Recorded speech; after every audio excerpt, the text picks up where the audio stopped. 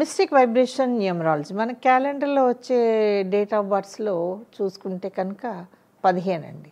15 ఇది ఒక విశిష్టమైన నెంబరు. కొన్ని ప్రత్యేక శక్తుల్ని కలిగించగలదు 15 అంటారు. ఒక లైఫ్ బాగుండాలి అంటే 15లో పుడితే చాలు. ఓ అమ్మాయికి మంచి మ్యాచ్ వచ్చి మ్యారేజ్ తర్వాత సెటిల్ కావాలంటే అమ్మాయి 15లో పుట్టుంటే బాగుంటుంది. ఇలాగ 15కి కాస్త కొంచెం ఇంపార్టెన్స్ ఇచ్చి ఆ 15 అనేది బాగుంటుంది, 15లో పుట్టాలి, 15లో పుడితే చాలా చక్కగా ఉంటుంది లైఫ్ అన్నీ ఇలా అనుకుంటే చాలు అమరిపోయినట్లుగా జరుగుతాయి. ఇలా చాలా చాలా ఉంటాయండి. అంటే ఒక నెంబర్కి ఉన్న లక్షణాల కంటే కూడా మనం అనుకుని యాడ్ చేసి ఆ నెంబర్ ఎక్కడికో కూర్చుంటుంది అనమాట. తప్పేం లేదండి. బట్ 15లో కొన్ని విశిష్టమైన లక్షణాలు అయితే ఉన్నాయి. అలాగే 15 అంటే చాలామంది లైఫ్ సుఖంగా వెళ్ళిపోవాలి అనుకుంటారు, కష్టాలేం తెలియకుండా.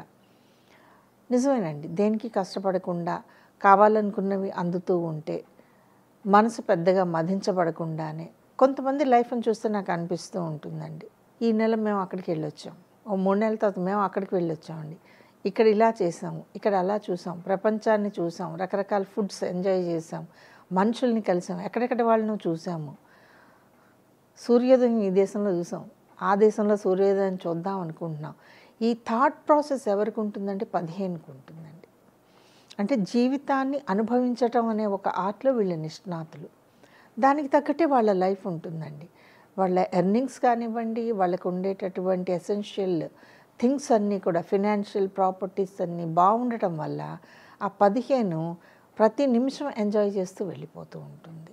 15లో కష్టపడి ఒక అమ్మాయి డాక్టర్ అవుతుంది, కానీ మ్యారేజ్ అయిన తర్వాత డాక్టర్ చెయ్యక్కర్లేదు అంటే ఆగిపోవాల్సి వస్తుంది. చాలామంది ఆడపిల్లలు నేను చూశాను, ఆఖరికి గ్రూప్స్లో సెలెక్ట్ అయ్యి వివాహానికి వచ్చినటువంటి అబ్బాయి తాలూకు అమ్మాయి కోడలు ఉద్యోగం చేయడానికి వీల్లేదు అంటే అంత గ్రూప్ సెలెక్షన్స్ తెచ్చుకున్న అమ్మాయి మానేసిందండి.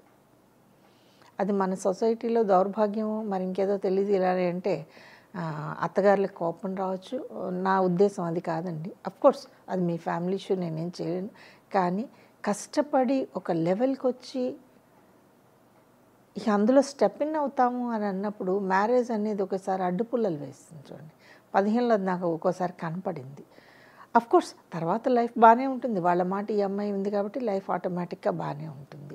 అక్కడ ఫ్రిక్షన్ని కూడా రానివ్వదండి 15. నేను అది చెప్పేది. నేను ఇంత చదివాను, ఇంత చేశాను, నేను ఎందుకు చేయకూడదు అని యుద్ధం చేయదు 15. వద్దన్నారా, సరే వదిలేద్దాం అన్నట్లుగా వదిలేస్తుంది. చూడండి, అది 15లో శక్తి అంటే అదే. అడ్జస్ట్ అయిపోవటం, ఉన్న జీవితాన్ని అనుభవించేయటం. మొత్తానికి 15లో కష్టాలు ఏమీ లేనట్టుగా పైకి కనపడుతూ ఉంటుంది. కానీ మరి మనం కావాలని ఇష్టపడిన చదువుని వదిలేయటం, కావాలని ఇష్టపడిన ప్రొఫెషన్ని వదిలేయటం, దానికి చాలా గట్స్ కావాలి, చాలా కావాలండి. ఇదా అదా అని తేల్చుకోవాల్సి వచ్చినప్పుడు ఫ్యామిలీ లైఫ్కి ఓటేసే నెంబర్ 15 అనమాట. పుట్టడం కూడా 15 ఒక్కోసారి చాలా మంచి ఫ్యామిలీస్లో పుట్టిందండి. దేనికి లోటు ఉండదు, వెతుక్కోవాల్సిన అవసరం లేదు, కష్టపడాల్సిన అవసరం లేదు. కొన్ని 15లు కష్టపడతాయి. మరి ఇన్ని ఉన్నప్పటికీ కూడా ఇంకెందుకో కష్టపడే 15లు కూడా ఉంటాయి అన్నమాట. అన్నీ ఉంటే, అన్నీ దొరికితే లైఫ్ బాగుంటుంది అనడానికి ఎక్కడ ఉండదండి. బికాజ్ ఏమిటో రకరకాల విచిత్రమైన విన్యాసాలు లైఫ్లో జరుగుతూ ఉంటాయి కాబట్టి. సో 15లో పుట్టడం అనేది అదృష్టమే. 15కు ఉన్న ఆ ఎక్స్ట్రా పవర్ మనకి అందుబాటులోకి రావడము అదృష్టమే. డెసిషన్ తీసుకోవాల్సి వచ్చినప్పుడు కరెక్ట్ డెసిషన్ తీసుకోవడమే 15కు ఉన్న శక్తి అని నేనైతే అనుకుంటాను. ఏది ఇంపార్టెంట్ ఆలోచించుకుని దాని వైపు మొగ్గు చూపుతుంది చూసారా, అది 15లో శక్తి. అర్థమైంది కదండి. యథావిధిగా మీకు సంవత్సరంలో 12, 15 ఉంటాయి. జనవరిలో 15 కాస్త అభిలషణీయం కాదు, బికాస్ సంక్రాంతి అనుకుంటాం కాబట్టి ఆ టైంలో ఆ 15 ఒకటే మంచిది కాదు అనుకుంటామండి. బట్ జూన్ 15 చాలా వండర్ఫుల్ అండి, ఫెంటాస్టిక్. 15 ఏదన్నా ఉంది అంటే అది జూన్ 15. అర్థమైంది కదండి. ఈ వీడియో కనుక మీకు నచ్చినట్లయితే లైక్ చేయండి, షేర్ చేయండి, మా ఛానల్ని సబ్స్క్రైబ్ చేయండి.